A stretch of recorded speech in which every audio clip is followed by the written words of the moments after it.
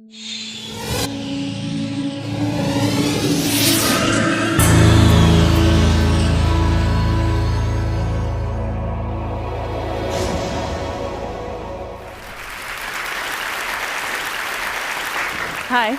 my name is Cameron Russell, and for the last little while, I've been a model, actually for 10 years. And I feel like there's an uncomfortable tension in the room right now because I should not have worn this dress.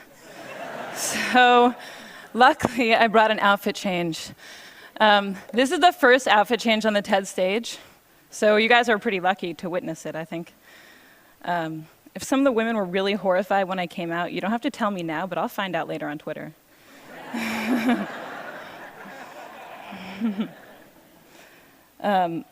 I'd also note that I'm quite privileged to be able to transform what you think of me in a very brief 10 seconds. Not everybody gets to do that.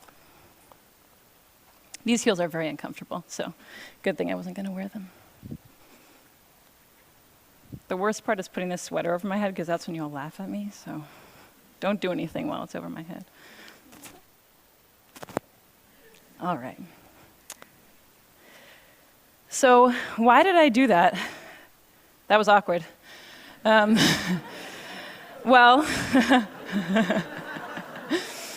hopefully not as awkward as that picture. Image is powerful, but also image is superficial. I just totally transformed what you thought of me in 6 seconds. And in this picture, I had actually never had a boyfriend in real life. I was totally uncomfortable, and the photographer was telling me to arch my back and put my hand in that guy's hair.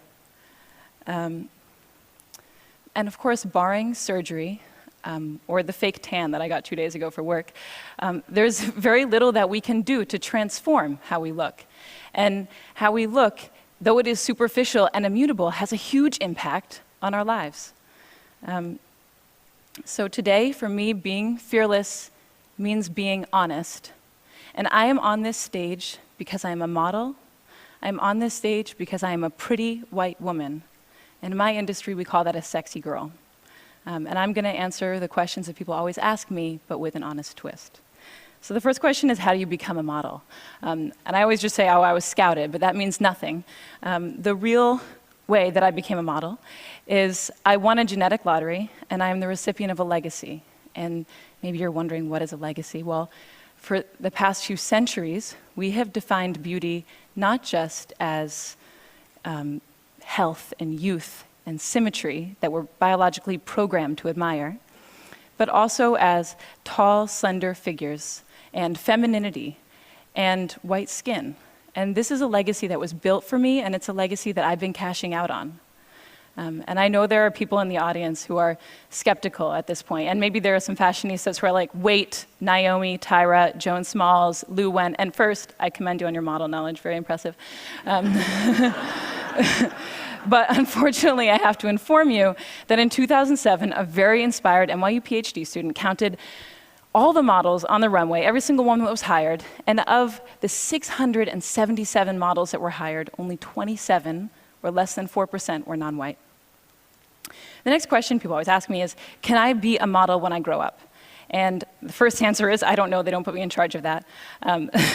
But the second answer, and what I really want to say to these little girls, is why? You know, you can be anything. You could be the president of the United States, or the inventor of the next internet, or a ninja cardiothoracic surgeon poet, which would be awesome, because you'd be the first one. If after this amazing list, they still are like, no, Cameron, I want to be a model, well, then I say, be my boss, because I'm not in charge of anything, and you could be the editor-in-chief of American Vogue, or the CEO of H&M, or the next Stephen Meisel. Saying that you want to be a model when you grow up is akin to saying that you want to win the Powerball when you grow up. It's, you know, out of your control, and it's awesome, and it's not a career path. I will demonstrate for you now 10 years of accumulated model knowledge, because unlike cardiothoracic surgeons, it can just be distilled right into right now.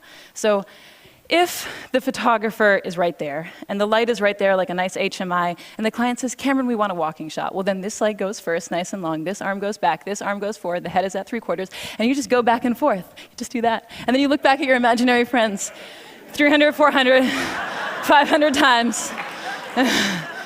It will look something like this. Hopefully less awkward than that one in the middle. I don't know what happened there.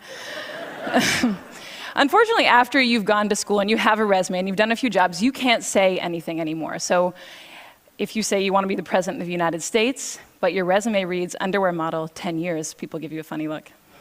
The next question people always ask me is, do they retouch all the photos? And yeah, they pretty much retouch all the photos, but that is only a small component of what's happening.